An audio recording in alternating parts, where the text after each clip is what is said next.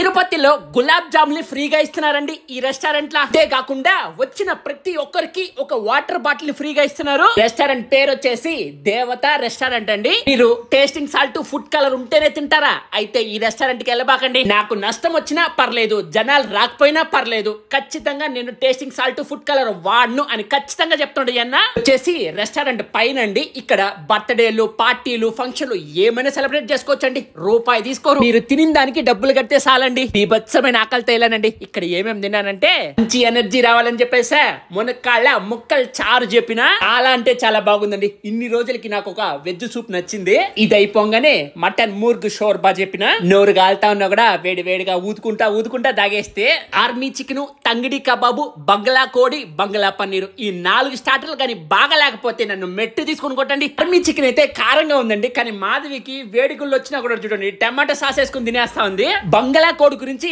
ప్రత్యేకంగా చెప్పాలండి. ఉల్లగడ్డ చిప్స్ ఉంటాయి కదా, దాంట్లోకి చికెన్ వేసినాడు కరం కరుమని భలే ఉందండి. ఒక ముక్క కూడా వదలకుండా మొత్తం తినేసాము. చిన్న ప్రతి ఒక్కరు ఆ సెల్లులు పక్కన పెట్టేసి ఆ పెద్ద స్క్రీన్ లో వేసే ఐపీఎల్ చూస్తా తింటా ఉన్నారు. తర్వాత చికెన్ దమ్ బిర్యానీ లేపితే అడ్రస్ వచ్చేసి తిరుపతిలో తాజ్ హోటల్ కి దగ్గరలోనండి, తనపల్లి క్రాస్ రోడ్ లో ఉంటుంది. ఇవే పైన వెళ్ళే వాళ్ళు ఖచ్చితంగా ఒక్కసారి ఆగి తిని చూడండి, మీకే తెలుస్తుంది. టొమాటో స్విగ్గీలో కూడా ఆర్డర్ చేసుకోవచ్చండి. వీళ్ళు ప్రతి శనివారం ఫుడ్ డొనేషన్ చేస్తారండి. ఆల్ ద బెస్ట్ నా, ఇంకా బాగా జరగాలి.